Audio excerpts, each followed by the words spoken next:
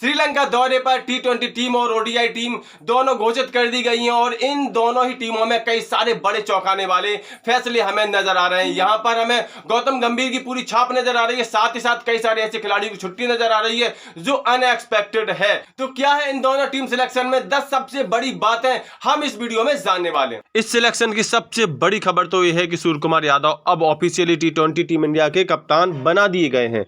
हार्दिक पांड्या को पूरी तरह से साइडलाइन कर दिया गया है। हार्दिक पांड्या जो कि टी20 विश्व कप में उप कप्तान थे और कप्तान बनने के सबसे बड़े दावेदार थे, लेकिन जैसा कि लगातार खबरें आ रही थी कि गौतम गंभीर और रोहित शर्मा मिलकर के सूर्य कुमार यादव को कप्तान बनाना चाहते हैं टी20 टीम का, और अब वैसी खबर सच साबित हुई है और यहां पर ऑफिशियली स्काई अब टी20 टीम इंडिया के कप्तान बन गए हैं। इसके साथ ही और जो सबसे बड़ी बात है वो है कि शुभमन गिल टी20 के उप कप्तान बनाए गए हैं, यानी कि हार्दिक पांड्या को पूरी तरह से साइडलाइन कर दिया गया है। वो उप कप्तान थे टीम के, लेकिन अब उप कप्तान भी नहीं रहे। इसका एक और मतलब है कि जब कभी स्काई उपलब्ध नहीं रहेंगे तो टीम की कप्तानी शुभमन गिल किया करेंगे, यानी कि हार्दिक पांड्या किसी भी रूप में कप्तानी नहीं कर पाएंगे। इस सिलेक्शन की एक और सबसे बड़ी बात है वो है शुभमन गिल को वनडे का भी उप कप्तान बनाया गया है, यानी शुभमन गिल को लगातार 2 प्रमोशन मिले हैं और शुभमन गिल का कद अब काफी बड़ा हो गया है टीम इंडिया में, चाहे वो टी20 टीम इंडिया हो चाहे वो ओडीआई टीम इंडिया हो। यानी कि सिलेक्टर्स ने, गौतम गंभीर ने अब ये साफ साफ संकेत दे दिया है कि शुभमन गिल में वो फ्यूचर कैप्टन देख रहे हैं भारतीय टीम का किसी भी फॉर्मेट का। तो अब शुभमन गिल यहां पर एक बहुत ही इंपॉर्टेंट रोल अदा करने वाले हैं गौतम गंभीर के युग में। एक और बड़ा अपडेट है रोहित और विराट के बारे में कि दोनों ही श्रीलंका के खिलाफ ओडीआई सीरीज खेलेंगे। टी20 से तो दोनों रिटायर्ड हो चुके हैं तो वहां में नजर नहीं आएंगे, लेकिन ओडीआई सीरीज में दोनों खेलते नजर आएंगे। अभी तक ऐसा अनुमान जताया जा रहा था कि शायद विराट कोहली ब्रेक ले सकते हैं इस सीरीज से, लेकिन ऐसा कुछ नहीं है।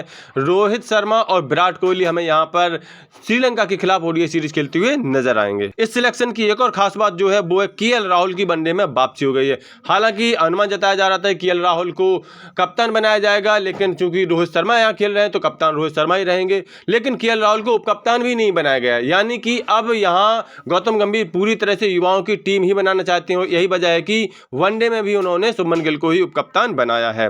एक और बड़ा अपडेट है अय्यर के बारे में कि अय्यर की वापसी हो चुकी है टीम इंडिया में। वनडे टीम में उनको सिलेक्ट किया गया है। केएल राहुल और श्रेयस अय्यर दोनों ही मजबूत बल्लेबाजी करते हैं और 2023 के वनडे विश्व कप में इन दोनों ही बल्लेबाजों ने शानदार बल्लेबाजी की थी और शानदार प्रदर्शन करके टीम इंडिया को फाइनल तक ले गए थे। रियान पराग की वनडे टीम में एंट्री ये इस सिलेक्शन का बहुत बड़ा पॉइंट है।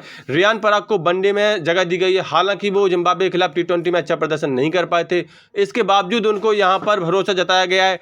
टी20 के बाद अब वो वनडे टीम इंडिया में भी आ चुके हैं। एक अच्छे ऑलराउंडर हैं और यहां हम उम्मीद करेंगे वो अच्छा प्रदर्शन करके दिखाएंगे।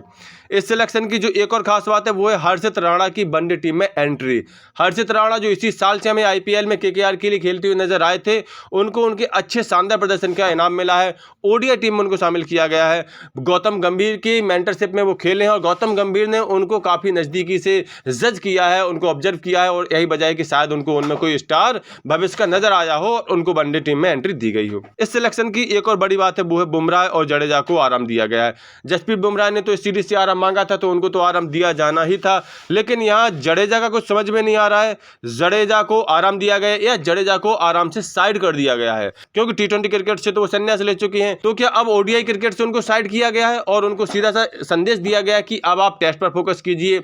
अब ओडीआई क्रिकेट में भी नए खिलाड़ियों की एंट्री हो चुकी है। तो एक नजर डाल लेते हैं भारत की इन दोनों टीमों पर, टी20 और ओडीआई टीमों पर। सबसे पहले टी20 देख लेते हैं। तो यहाँ सूर्य कुमार यादव कप्तान ऑफिशियली बन चुके हैं। इसके अलावा शुभमन गिल उप कप्तान, यशस्वी जायसवाल, रिंकू सिंह, रियान पराग, ऋषभ पंत, संजू सैमसन, हार्दिक पांड्या, शिवम दुबे, अक्षर पटेल, वाशिंगटन सुंदर, रवि बिश्नोई, अर्शदीप सिंह, खलील अहमद और मोहम्मद सिराज यहाँ पर टी20 टीम में शामिल हैं।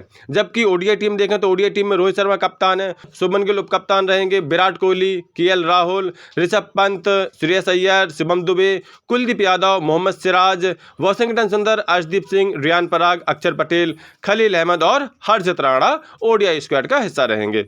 तो ये थी वो 10 सबसे बड़ी बात है जो कि काफी ज्यादा चौंकाने वाली हैं और शायद इंडियन क्रिकेट को अब चेंज करने वाली हैं। यहाँ हमें इसी तरह का सिनेरियो मिलेगा। शुभमन गिल को leader of the future of Indian cricket बना दिया गया है, दोनों फॉर्मेट में कप्तान बना दिया गया है।